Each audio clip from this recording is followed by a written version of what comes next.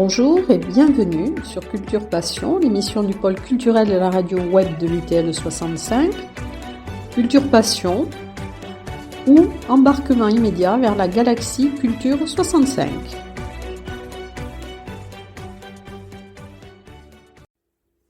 Reliance en Bigorre donc avait choisi de clôturer le festival Tarbes en philo par la projection du film qui était coproduit par Frédéric Lenoir et qui est réalisé par Véronique Danjean, Le Cercle des petits philosophes.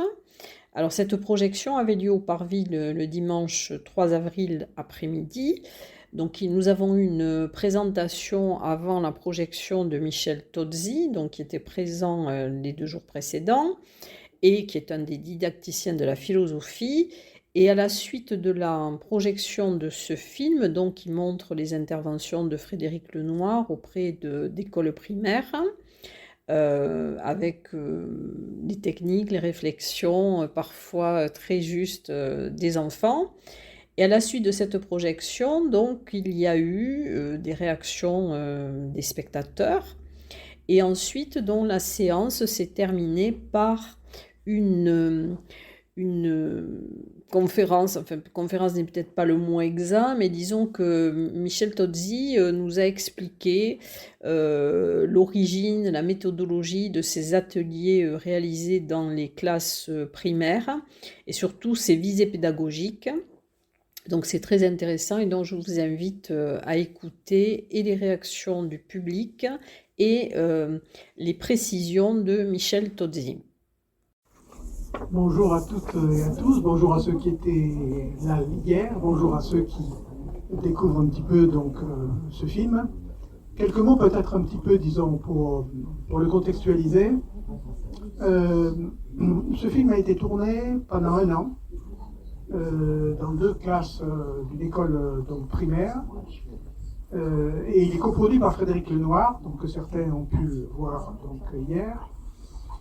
Frédéric Lenoir a lancé une association qui s'appelle SEV, Savoir être et vivre ensemble, en 2016, et dont l'objectif est de former le maximum de personnes, enseignants et non-enseignants. D'ailleurs, sur les gens formés, il y a à peu près 1/3 d'enseignants et 2/3 de non-enseignants, pour développer la philosophie avec des enfants à l'école primaire, mais aussi au collège, plus rarement d'ailleurs au lycée, disons, en tout cas pour l'instant.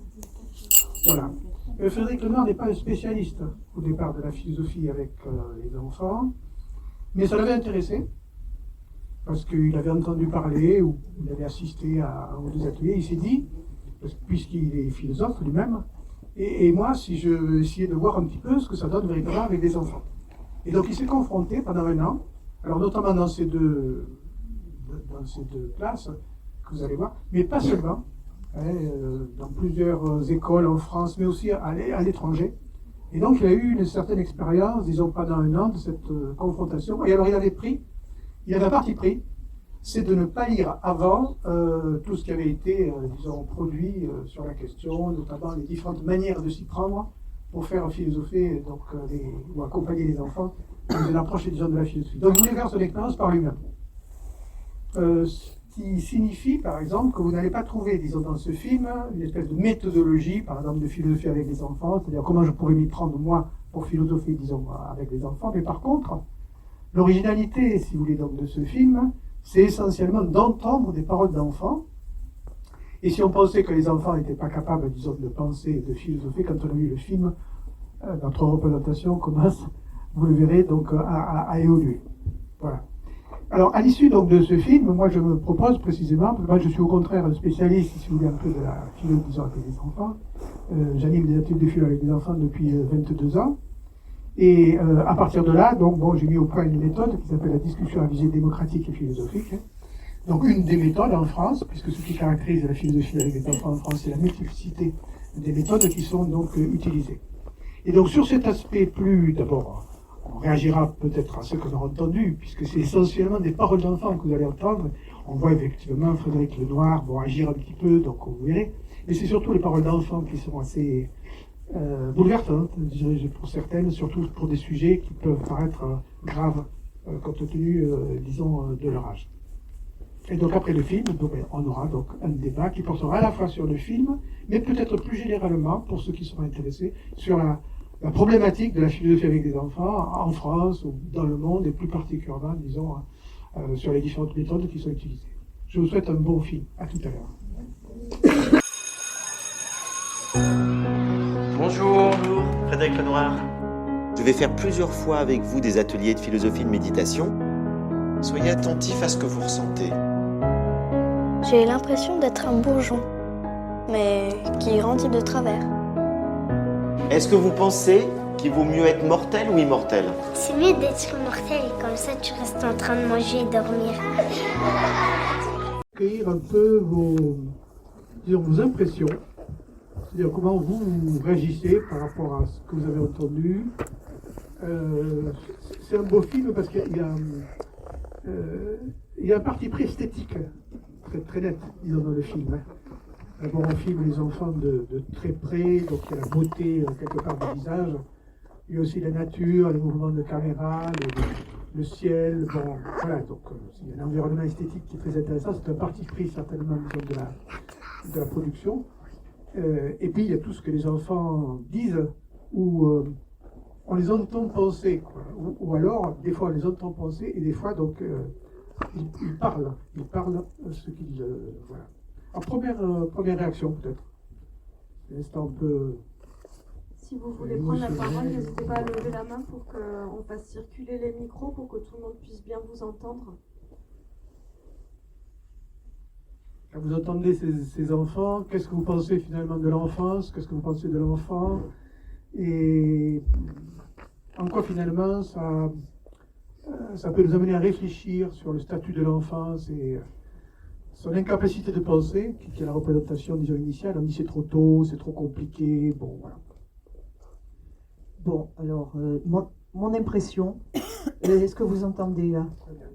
Bon, c'est mignon, mais tellement vrai. Parce que ils ont dit des choses extrêmement profondes, et ça prouve une fois de plus que la philosophie, c'est pas réservé à une élite. C'est pas des grandes paroles très élaborées dans des livres obscurs. C'est quelque chose qui se vit tous les jours. C'est quelque chose qui permet de savoir d'où on vient, où on va, en quelque sorte. Et il y a une chose qui est tellement vraie, si tout le monde philosophait, en une génération, le monde s'en sentirait mieux. On arrêterait de suivre les émotions. Personnellement, je suis bouddhiste, et un des maîtres que j'ai suivi nous a dit un jour, dans la vie, il y a deux choix. Suivre ses émotions ou en faire autre chose, enfin, ne pas les suivre et en faire autre chose. Donc là, je pense que tout est dit. Au moment où on parle de la colère avec le philosophe, les enfants se rendent compte qu'il est très dur des fois de ne pas suivre ses émotions. On a envie de les suivre. Et effectivement, c'est tellement vrai que les adultes aussi font des décoreuses bêtises, comme de voter pour un candidat à la présidence sur un fait de colère. Donc là, finalement, dans ce que vous dites, c'est toute une réflexion un petit peu sur la question des émotions. Et dans ce film, il y a énormément d'émotions. Il y a énormément aussi de paroles concernant, disons, les émotions. Il y a aussi plusieurs façons, disons, de les traiter. D'abord en parler. C'est extrêmement de mettre des mots sur ses propres émotions. Bien sûr, on les danse, on les joue, on les... Voilà, donc c'est un point qui est important. Et c'est vrai que la gestion des émotions, c'est certainement quelque chose qui est très important pour arriver à une certaine sérénité, comme il est dit. Oui, alors je voulais vous demander, vous vous êtes présenté tout à l'heure comme ayant une certaine pratique de la réflexion philosophique avec les enfants, et vous avez dit qu'il y avait beaucoup de méthodes. Alors, première partie de ma question, c'est quel genre de méthode suit Frédéric? Et la deuxième partie, c'est il y a tellement de choses qui sont dites là, qui sont riches, que je me demande, alors bien sûr c'est un effet du montage du film, mais dans quelle mesure elles sont suivies? Parce qu'on a envie, surtout quand on entend certains qui s'expriment librement et facilement, on a envie de voir comment ce qu'ils ont dit peut être réévoqué avec eux et les faire progresser de cette façon-là. L'image que j'ai, c'est des fleurs coupées, des fleurs qui sont belles mais qui sont coupées et qui sont sans lendemain. D'accord. Alors là, vous posez un problème, disons, on va traiter par la suite, le problème de méthode, de méthodologie, etc., etc. Au-delà peut-être, disons, de l'effet montage, hein, parce que c'est un film. Ce film est à la fois un aspect, disons, documentaire, hein, c'est-à-dire ça montre ce qui s'est fait dans un certain nombre de classes et dans 2 écoles primaires, mais il y a l'effet après, disons, montage, c'est-à-dire c'est un film et pas seulement un documentaire. Alors se pose après, la question que vous posez, on pourra en parler tout à l'heure, si vous voulez, c'est quelles sont les méthodes qui sont utilisées et est-ce que là, il y a une méthode, s'il y a une méthode, laquelle, en quoi est-elle différente à ce moment-là des autres méthodes, j'y répondrai. On en est toujours un petit peu par rapport aux impressions, hein. On parle de l'affect, si vous voulez. Il y a quelqu'un qui va prendre la parole. Oui, alors, moi, l'impression que me laisse ce film, c'est l'importance du temps d'écoute que l'on doit accorder à chacun de ces enfants et des enfants en général. Et je trouve que dans le système scolaire, dans l'école, on n'a pas suffisamment de ce temps-là d'écoute pour partir de ce qu'ils sont. On fait beaucoup de choses à l'école, il y a beaucoup de choses programmées et je trouve beaucoup trop de choses programmées qu'on doit leur apprendre, mais pas suffisamment de temps que l'on a accordé pour les écouter partir d'eux. On le voit dans ce film, la nécessité de partir d'eux et de les écouter chacun d'entre eux, en fait, pour les amener à changer, mais également pour s'enrichir aussi de ce qu'ils ont à dire. Ouais. Vous soulevez un problème essentiel, c'est le problème, disons, de l'écoute. Qu'est-ce que c'est qu'écouter? Qu'est-ce que c'est qu'écouter un enfant? Et en même temps, qu'est-ce que c'est que l'écouter, pas seulement d'un point de vue psychologique, comme le fait un psychologue scolaire, par exemple, pour un enseignant qui prend un moment pour écouter un enfant qui a quelque chose peut-être d'important à dire, disons, par rapport à sa vie. Mais qu'est-ce que c'est que l'écouter philosophiquement? Moi, ce qui m'intéresse beaucoup, c'est de réfléchir sur ce que j'appelle une écoute cognitive, contrairement à une écoute qui serait plus affective, plus globale, si vous voulez. J'ai beaucoup travaillé sur ce problème de l'écoute cognitive. Je peux en reparler, si vous voulez, tout à l'heure. Toujours les impressions, hein?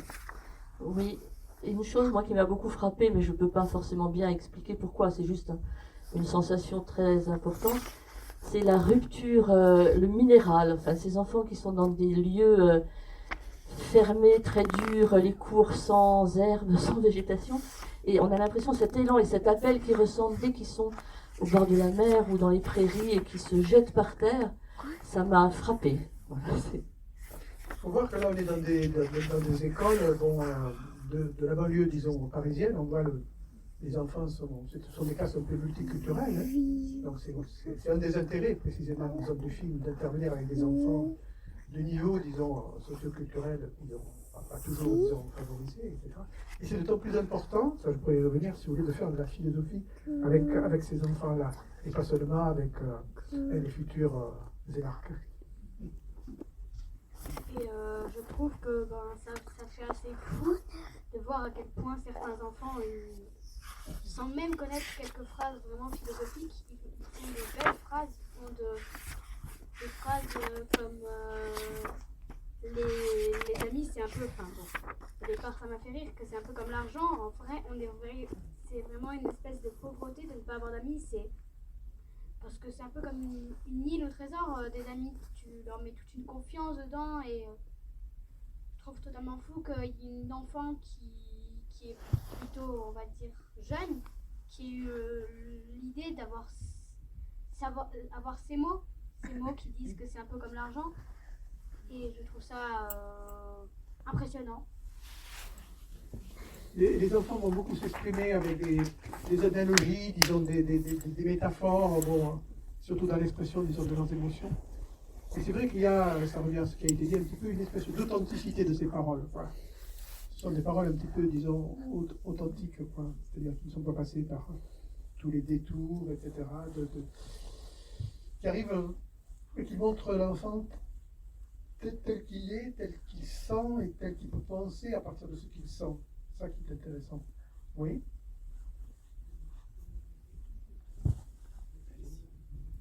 J'étais très sensible à ce film. Alors, ce qui ressort, à mon avis, c'est toute la nécessité de dialogue, d'échange, d'expression, etc. à l'école. Mais on perçoit aussi qu'il se passe beaucoup de choses dans les familles, dont les enseignants ne peuvent pas toujours avoir de prise. Et on sent bien qu'il y aurait tout un travail aussi à faire. Voilà. Vous voyez, par exemple, bon, pour illustrer, c'est la maman qui est logée, disons, dans un hôtel, où toute la famille est dans une seule pièce, etc. Donc, bon. Oui. Que ce soit par rapport à la religion, mais c'est vrai que c'est peut-être difficile aussi parfois pour les enseignants. J'ai une fille qui est enseignante qui m'en parle sur des zones géographiques à Toulouse, et ils n'ont pas forcément de prise toujours sur. On sent bien, il y a des soirées vidéo ou films très tard, etc. Il a tout ce travail à faire aussi avec les familles. Et ce qui est intéressant, c'est que dans les ateliers philo, par exemple, cet aspect-là affleure. C'est-à-dire tout ce vécu, finalement, un petit peu, disons, on va dire, socio-culturel, socio-économique, donc qui fait éruption quelque part dans la classe. Et tout le problème, ça va être dans les ateliers philo, de transformer ces apports un petit peu de façon culturelle. C'est-à-dire en partant précisément de témoignages un peu dans la dureté du réel, disons, je dirais, pour en faire un objet de réflexion. Et le fait de faire un objet de réflexion, ça amène une certaine distanciation par rapport aux situations parfois fort douloureuses qui sont vécues. Ça, c'est un aspect très intéressant de pourquoi c'est important le langage dans les ateliers philo. Voilà. Oui, vous levez la main à un moment donné que j'aime bien regarder les personnes. Ce que j'ai beaucoup apprécié, c'est que de toute évidence, il y avait une écoute entre eux. Ils ne parlaient pas tous en même temps et c'était une espèce de respect dans la parole de l'autre. Également, le fait, quand à un moment donné, le petit garçon dit tu es nul, Frédéric lui dit on ne dit pas tu es nul, on dit je ne suis pas d'accord avec toi. Et ça, je trouve que c'est un enseignement extraordinaire. Alors là, ça reprend un petit peu ce que vous disiez, disons, sur l'écoute. Et c'est pas seulement l'enseignant qui écoute, dans ce cas-là, c'est les élèves qui s'écoutent, disons, eux-mêmes. Et on peut se demander comment faire en sorte, surtout dans des classes qui peuvent être parfois, disons, difficiles, comment instaurer, disons, un climat, on va dire, d'écoute entre les élèves eux-mêmes. C'est quelque chose qui s'apprend et qui se développe à travers les ateliers philo. Je pourrais en reparler. Oui, c'était pour savoir, par rapport au film, quelle avait été la diffusion, est-ce qu'il est disponible en cassette, en DVD, et aussi je trouve que par rapport à une critique de film, bon, on voit qu'il y a des Asiatiques dans la composition de la classe, et on leur donne pratiquement pas la parole. Et alors ça, c'est ça qui m'a un peu surpris, du fait que la philosophie actuellement, on voit qu'on veut la supprimer même pour les classes supérieures, ce sera une option au niveau de l'enseignement, alors que ça devrait être enseigné depuis la maternelle, comme le font malheureusement dans le privé les écoles religieuses.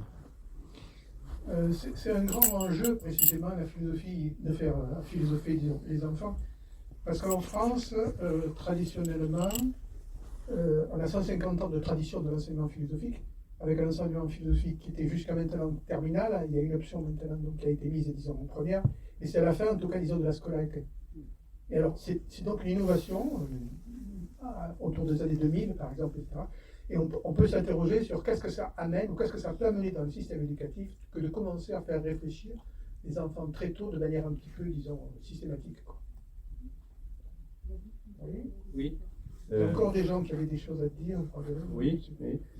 Alors moi, je ne sais pas si ces deux écoles sont représentatives de l'ensemble des enfants de cette classe d'âge en France. Mais ce qui m'a étonné, enfin moi je trouve que j'ai pas tellement trouvé que ce qui dominait c'était l'émotion des enfants. Ce qui m'a surtout frappé, c'est que je trouve qu'ils ont une très grande liberté de parole. J'espère que ça leur restera après qu'ils soient confrontés aux réseaux sociaux, par exemple. Et aussi, je trouve une très grande maturité de leur parole, pour leur âge. Ça, c'est les deux choses qui m'ont frappé. Mais dès qu'on fait des ateliers philo avec les enfants, on est frappé d'une certaine maturité qu'on ne soupçonnait pas. Et les enseignants sont les premiers, quand ils commencent à demander à des intervenants formés à ça de venir, ou bien en étant formés eux-mêmes et en pratiquant ça, on est surpris de ce que les enfants peuvent dire. Et quand on fait venir des parents, ou quand on fait des ateliers parents-enfants, par exemple, une très grande surprise, les parents n'imaginaient pas que leurs propres enfants puissent dire des choses comme ça. Donc, alors il faut se demander pourquoi. Qu'est-ce que c'est qui fait que il y a une espèce d'alchimie, sans mythifier ou mystifier, si vous voulez, dans l'enfance, etc. Mais c'est du domaine extrêmement palpable du constat. Et dès qu'on fait des enregistrements, on s'en aperçoit. Oui? Oui, vous venez de mentionner les enseignants. J'étais frappée que ces deux enseignants étaient très ouverts et très coopératifs. Et on sentait que peut-être déjà ils avaient un très bon écoute avec leurs élèves. Et je voulais savoir, est-ce que vous arrivez à intervenir dans des classes où les enseignants sont plus réticents ou qui ont une méthode, je ne sais pas, plus classique, où c'est le maître qui parle et l'élève qui se tait et qui écrit? Bon, on va faire peut-être progressivement la transition un peu entre vos impressions, etc. et l'organisation, oui, encore peut-être une ou deux interventions. Une dernière peut-être. Et ensuite, on commencera à discuter de la philosophie avec des enfants. Il y en a Donc une vous avez ici. là un exemple. Il y en a une ici. Oui. Donc moi, c'est vraiment une réaction affective, donc c'est pour ça. En fait, ce qui a été assez fort pour moi, c'est parce que peut-être mon enfant intérieur est peut-être pas si loin, c'est que j'ai ressenti comme une grande nostalgie de ne pas avoir eu la possibilité d'être entendue, écoutée sur ma pensée d'enfant, qui du coup je me dis, je crois que je pensais beaucoup aussi. Voilà, donc là ça a fait vraiment ce miroir là de l'enfant qui a dû se débrouiller avec toutes les pensées qu'elle avait et qui n'avait pas forcément d'espace pour s'exprimer. Voilà. Donc ça. C'est une réaction qui fait. Beaucoup de gens font écho dans leur réaction à ce que vous êtes en train de dire. Mais pourquoi j'ai pas fait de la philosophie avec les enfants à l'école primaire? Et pourquoi ça se fait maintenant, donc avec mes enfants ou avec mes petits-enfants? Pourquoi on n'a pas fait avec moi? Parce que ça m'aurait été si profitable. Oui? Oui, pardon. Moi déjà je trouvais que c'était un très beau film qui parle à tout le monde, de tout âge et de tout horizon. Moi ce que je me suis demandé c'est est-ce que l'enfance serait pas la période la plus pure de notre vie, puisque c'est une phase de découverte, et donc est-ce qu'un enfant ne serait pas plus adulte que nous? Oui, c'est finalement quel est un peu le statut de l'enfance, dans la mesure où tout est nouveau, et donc tout pose question, disons, pour un enfant. Qu'est-ce qu'on fait de ces questions? Est-ce qu'on leur donne un espace d'abord pour se formuler? Et puis qu'est-ce qu'on en fait quand elles se formulent? Surtout quand ce sont des questions auxquelles nous n'avons peut-être pas de réponse, ou nous avons déjà changé plusieurs fois dans notre vie la vie. Oui? Vous avez quelqu'un encore là? Non? Oui? Je crois que c'est bon. Oui, c'est bon. On peut... T'as peur de la mort ou pas, toi? On nous fait vivre et pourquoi on reste pas tout le temps sur Terre? C'est la question que je me pose. Moi, je voudrais qu'il n'y ait plus d'argent dans ce monde. Tout sera gratuit. Parce que tout est payant dans le monde. Moi, j'ai une sensibilité qui me rend heureux. Oui, il y a un petit... Oui. Allez-y, si vous avez un petit scrupule. Allez-y. Ne restez pas avec d'autres questions. Alors ça fait le lien en fait avec votre transition. Moi, je suis venue avec mes enfants, j'étais à la conférence hier et puis aujourd'hui je voulais qu'ils voient justement en fait l'approche de la philosophie dans les classes. J'aimerais beaucoup à Tarbes qu'ils puissent bénéficier. Et donc je voulais un petit peu savoir ce qui se faisait. Et ma première question c'est par rapport au film, c'est pendant un an. Et qu'est-ce qui se passe après? Est-ce qu'ils continuent en fait avec leurs enseignants? Donc est-ce qu'il y a une continuité et qui se construisent en fait petit à petit comme ça, avec cette façon à apprendre à réfléchir? Et puis après c'est plus terre à terre, c'est à Tarbes, qu'est-ce qui se fait? Est-ce qu'il y a des personnes qui sont formées via l'association SEV et qui interviennent dans les écoles et un peu la démarche? Alors de toute façon il y a des personnes dans la salle qui pratiquent déjà la philosophie dans leur propre classe, je pense à Valentine par exemple ou d'autres, Et il y a aussi une personne, ou plusieurs peut-être même, qui ont été formées par Sèvres et qui pourront intervenir. Ça sera à titre de témoignage. Hein. Bon, on peut avoir là un premier temps, si vous voulez, un peu de mise au point, un peu historique et théorique. Dans un deuxième temps, il peut y avoir des témoignages, et puis vous pouvez après réintervenir si vous voulez. Alors, je disais en démarrant que Frédéric Lenoir n'était pas un spécialiste de la philosophie pour enfants, disons, au départ. Et il ne prétend pas d'ailleurs avoir inventé quoi que ce soit, mais il a inventé une chose, et moi qui ai beaucoup réfléchi en tant que chercheur aussi, je suis à la fois chercheur, formateur et praticien, si vous voulez, donc dans l'histoire de la philosophie pour enfants, surtout en France, il a introduit quelque chose d'absolument nouveau, qui n'existait pas jusque-là, y compris chez le père de la philosophie pour enfants, Matthew Lehman, disons aux États-Unis dans les années 1970, c'est appelons-le pratique de l'attention, la pratique de l'attention. C'est-à-dire que l'atelier philo est précédé d'un temps que vous voyez assez souvent à intervalles réguliers, disons dans le film, où il met les enfants dans une certaine posture physique, d'abord, puis ensuite mentale, alors que l'association s'appelle à la pratique de l'attention, où il s'agit d'amener les enfants à bien s'installer, d'ailleurs, voilà, pour être bien assis, donc physiquement parlant, et puis ensuite à respirer profondément, concentrer toute leur attention, pratique de l'attention, sur leur respiration. Donc, voilà. Et puis à partir de là, disons, de laisser venir ce qui vient, mais sans essayer quelque part un petit peu de l'accrocher. Et puis ensuite, de sentir un peu un certain nombre d'impressions, de sensations, je dirais, disons, corporelles. Alors c'est, parmi les multiples façons de faire, et j'emploie le mot sommaire, disons, de la méditation, un courant, mais parmi bien d'autres, hein, au niveau, disons, de la méditation, qui s'appelle le courant méditation de pleine conscience, qui vient d'ailleurs des États-Unis, après, inspiré lui-même par certains courants bouddhistes, etc., qui consiste simplement à se centrer sur les propres sensations corporelles que l'on ressent, et à partir finalement de la respiration, puisque la respiration, c'est, si vous voulez, donc c'est la vie, c'est le, ça rentre, ça sort, c'est le souffle, quoi, le souffle anima, hein, l'âme, d'une certaine manière, si vous voulez, c'est-à-dire ce qui impulse quelque part, si vous voulez, donc la vie. C'est pour ça que la respiration est aussi importante dans la méditation. Et alors, ce mot de méditation est un mot qui est très connoté bouddhiste, disons, notamment. Et comme on est dans un pays, si vous voulez, la France, qui est un pays qui se veut laïque, où l'influence des religions, quelles qu'elles soient d'ailleurs, doit être, disons, on a la possibilité, disons, de s'exprimer, ça c'est la loi, disons, sur la laïcité de 1905, mais ne pas intervenir, disons, dans l'espace public, là on est dans des écoles publiques, si vous voulez. Donc il y a pas mal de réticences, ça fait allusion à l'article que vous avez lu, par exemple, et donc pour introduire dans une école laïque des pratiques qui peut-être ne seraient pas laïques parce qu'elles sont trop connotées, disons, au niveau religieux. Alors je préfère spirituel. La spiritualité est bien plus large, si vous voulez, donc, que la religion. Et donc du coup, avec l'éducation nationale, il y a eu toute une discussion et on est arrivé à cette idée que on ne pratiquerait pas, par exemple dans ces méditations, des visualisations,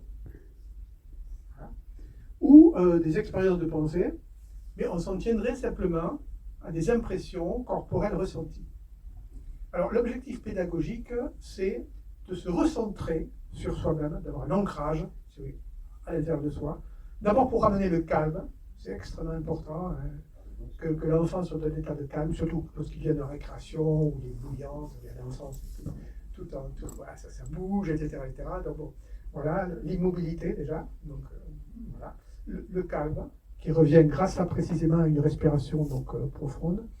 Et alors, ça produit beaucoup d'effets, à la fois sur l'enfant et en même temps, disons, sur la classe. C'est que cette recentration sur soi va permettre, précisément parce qu'on est dans une certaine paix, une disponibilité à l'autre, à sa parole, à ses idées, et donc du coup créer un certain nombre de conditions pour qu'il y ait précisément écoute. et écoute, disons, mutuelle. Donc moi, je suis particulièrement gré, si vous voulez, à Frédéric Lenoir d'avoir introduit cette pratique de l'attention, parce que ça enrichit, d'une certaine manière, donc les ateliers de philo, disons, avec les enfants, qu'on peut faire sans pratique de l'attention, hein, bien sûr. Mais c'est un aspect qui produit des effets très intéressants sur les enfants. Vous voyez à quel... évidemment, la première fois qu'on va pratiquer ça en classe, il va y avoir des fous rires, vous imaginez ce que ça peut faire, etc. Les enfants vont bouger, vont se taper du coude, etc., etc. Mais lorsqu'on arrive, ça c'est une question d'entraînement, on apprend, finalement, disons, à se calmer, c'est un apprentissage. Et finalement, dans cette pratique de l'attention, on va apprendre à respirer tranquillement, à prendre conscience de ses sensations et de son corps. Et du coup, ça va prédisposer, d'une certaine manière, parce qu'on s'est concentré sur soi, à être ouvert aux autres. C'est ça un petit peu le paradoxe d'une concentration qui amène une ouverture. Donc voilà, pour répondre un petit peu par rapport à la méditation, pratique de l'attention, je peux développer, si c'est un aspect, disons, qui vous intéresse, disons, par la suite. Deuxièmement, sur la méthode, parce qu'il y a déjà des questions qui ont été posées sur le problème, disons, de la méthodologie. Moi, je dirais que Frédéric Lenoir a une pratique de l'attention avec les élèves, disons, au début, et puis ensuite, il continue, bon, un peu au feeling, quoi. Voilà, c'est ça.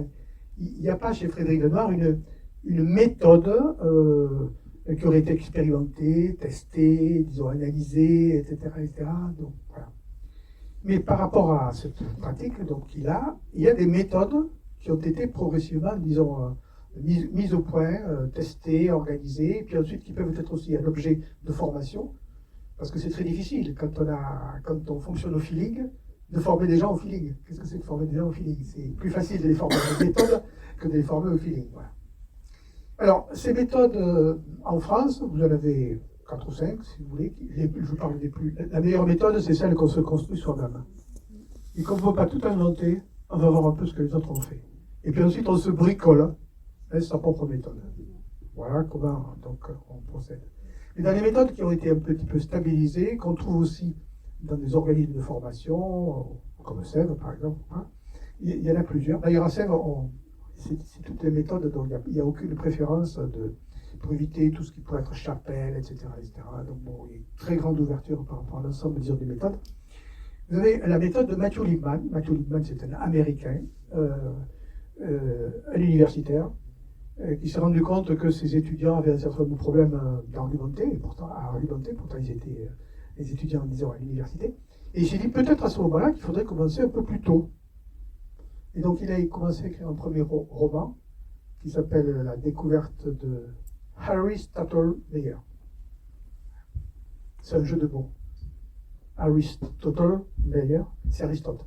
Dans la découverte de la logique d'Aristote. Pour des enfants de 10 à 12 ans. Et il a écrit ce premier roman, et puis il en a écrit d'autres, à la fois en descendant jusqu'à des élèves de 5-6 ans, et après en remontant jusqu'à des élèves de 17-18 ans. Si bien qu'on a 6 romans, chacun est adapté, si vous voulez, à un âge, disons, des enfants, où il met en scène des enfants de ces âges-là, et où on lit un chapitre, par exemple, on demande, par rapport aux enfants, une fois qu'on a bien compris donc l'histoire, de dire les questions que ça leur pose. Bon, évidemment, ce ne sont pas des questions sur de français, de lexique, si vous voulez, donc, bon, de syntaxe, etc. C'est des questions un peu sur le fond. On les marque donc au tableau. On en choisit une en votant sur la question qui intéresserait, disons, le plus de gens. Et puis à ce moment-là, on commence à traiter, disons, cette question. Voilà la méthode, si vous voulez, un petit peu de Matthew Lipman. Il y a donc tout un ensemble de matériel ad hoc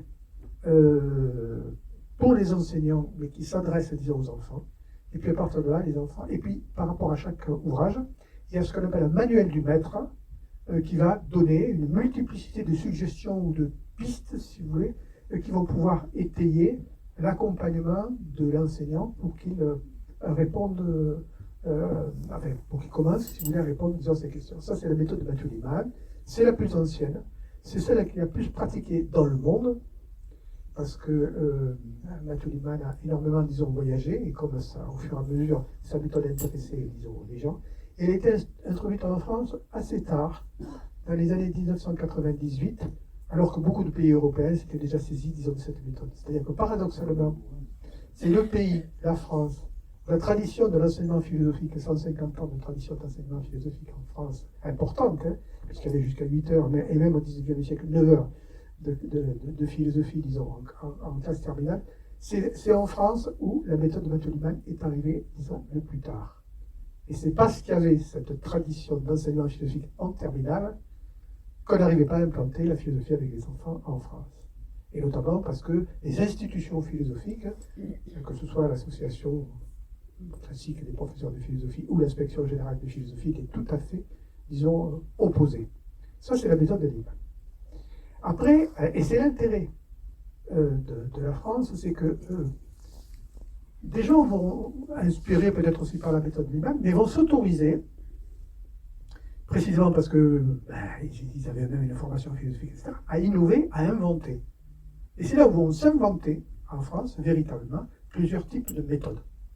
Alors vous avez la méthode de l'Axas, association de groupes de soutien au soutien, qui a été inventée par, qui a été soutenue par Jacques Lévin, qui était un psychologue de l'enfant, et puis ensuite un psychanalyste aussi, disons, pour enfants, et qui a eu dans les ateliers de philo pour enfants un moyen pour l'enfant de parler sa première vision du monde, hein, sur laquelle après, donc, on pourrait, disons, travailler. Et alors la méthode Lévin, appelons-la la méthode Jacques Lévin, appelons-la la méthode Lévin, consiste à faire des tours de table où chaque enfant intervient et s'il a envie de dire quelque chose, le dit, ou bien passe le micro au voisin, il peut y avoir plusieurs comme ça, disons, tour de table. Chaque élève entend donc ce qui a été dit par d'autres. D'ailleurs, Jacques Lévin préfère parler d'enfants plutôt que d'élèves. Et on part aussi, plutôt que de questions, dans cette méthode-là, d'un mot inducteur. La peur, la colère, si vous voulez, donc l'amour, l'imagination, etc. Donc vous voyez que par le mode de départ, un mot qui renvoie toujours quelque part à une notion, hein, parce que nous n'avons que le langage, finalement, disons, pour penser. Il part d'un mot, et après, il y a des tours de table successifs. Donc, c'est une méthode qui, il faut être formé, mais qui est, je dirais, relativement, disons, aisée, disons, à mettre en œuvre, surtout quand on débute. Et alors, la particularité aussi, c'est que l'enseignant n'intervient absolument pas. Il met en scène, si vous voulez, donc le mot. Nous allons donc discuter d'une chose très, très importante pour l'humanité, dont les hommes ont énormément, les femmes ont énormément discuté depuis l'origine de l'humanité, etc. Et moi, j'aimerais bien, en tant qu'adulte, qui ne suis plus un enfant, savoir un peu ce que vous en pensez. C'est-à-dire, voilà. Donc, je dramatise, si vous voulez, un peu, je mets en scène un drama, je mets en scène, si vous voulez, un peu la notion, et à partir de là, moi, je suis même en dehors du cercle, je passe le micro à un des enfants. Et puis ensuite, les tours de table commencent. Cette méthode a été appliquée au départ en grande section de maternelle. Avec des enfants qui étaient très petits, des enfants de 5 ans. Et voilà un petit peu, mais après, elle est appliquée aussi à partir finalement, et puis dans toute l'école primaire, même beaucoup de gens la pratiquent, disons, au niveau du collège. Ça, c'est une deuxième méthode. Une troisième méthode, alors je ne vais pas passer toutes les méthodes, bon, parler par exemple de ma méthode, si vous voulez, c'est la discussion à visée démocratique et philosophique, qui est une méthode qui a deux objectifs. Le premier objectif, c'est de développer la démocratie, disons, dans la classe, c'est-à-dire être l'éducation, si vous voulez, à une citoyenneté, l'éducation, disons, à la démocratie, et notamment en répartissant l'ensemble des rôles entre, disons, les différents, enfin les enfants, sur la base du volontariat, et quand les enfants ne sont pas volontaires, en les étayant pour qu'ils aient le... Voilà. Et alors, il y a un président qui gère démocratiquement, disons, la parole, il y a un reformulateur qui redit ce qui vient d'être dit par un camarade, il y a un synthétiseur, ou un secrétaire de séance, qui prend des notes sur ce qui se dit. Et puis à partir du cycle 3, il y a des observateurs, si vous voulez, des observateurs des processus de pensée. Quand moi, tout mon travail de didacticien de l'apprentissage du philosophé, ça a été finalement de chercher quelles sont les conditions à réunir pour qu'un simple échange ait une visée philosophique. Alors les conclusions de la recherche, après beaucoup de tâtonnements, cette méthode, j'ai mis à peu près 5 ans pour la mettre au point, si vous voulez. Elle consiste finalement à donner des initiatives et des responsabilités à des enfants sur certaines... voilà, c'est hérité de la pédagogie coopérative, si vous voulez, de la pédagogie institutionnelle, très, très influencée par Célestin Freinet. Donc, ça, c'est la tradition, disons, pédagogique qui m'a beaucoup inspiré. Et donc ça, c'est la visée démocratique. Éduquer à une citoyenneté. On apprend à prendre la parole en public, à exprimer, disons, ce qu'on a, disons, dans la tête, à écouter les autres et être capable de justifier ce que l'on dit. Et ça, c'est fondamental pour l'éducation, disons, du citoyen, c'est-à-dire d'être capable d'intervenir, et d'intervenir de manière argumentée dans un débat public. Et puis il y a une deuxième visée, qui est une visée plutôt philosophique, parce que mes recherches m'ont montré que finalement, quand je parle de recherche, c'est des pratiques qui avaient la prise de théorie, puis on modifie quelque chose dans le dispositif pour voir quels sont les effets par rapport au dispositif, on retient ce qui est formateur, on élimine ce qui nous semble moins, et c'est progressivement que se construit par essai et erreur, si vous voulez, un petit peu, disons, le dispositif. En tout cas, c'est comme ça que ça s'est passé pour moi. Et je n'ai pas travaillé seul, j'ai travaillé avec 2 autres, notamment enseignants très, très intéressés et qui pratiquaient ça, si vous voulez, disons, dans leur classe. La visée philosophique, on passe finalement d'un simple échange, parce qu'après tout, une discussion peut être très démocratique, et puis on échange finalement que des préjugés. Voilà. Tout le problème, c'est comment dépasser les préjugés.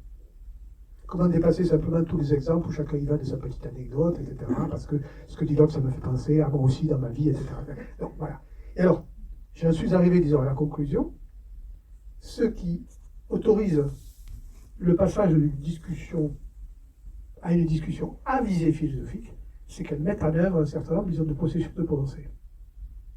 Et ces processus de pensée, alors je les ai beaucoup travaillé avec des profs de philo, parce que moi j'étais prof de philo pendant 28 ans, avant d'aller à l'université. C'était finalement apprendre à conceptualiser, savoir ce dont on parle. L'amour est-il une illusion? Il faudrait quand même qu'on définisse ce que j'entends par amour, parce que c'est pas être alors qu'un seul mot en français, ça peut être tellement de choses. Et il faut aussi que je définisse peut-être ce que c'est qu'une illusion. Parce que tant que je n'ai pas défini ces 2 notions, hein, on parle de notions, de concepts en philosophie, la réponse que je vais donner, elle va être peut-être fondamentalement différente.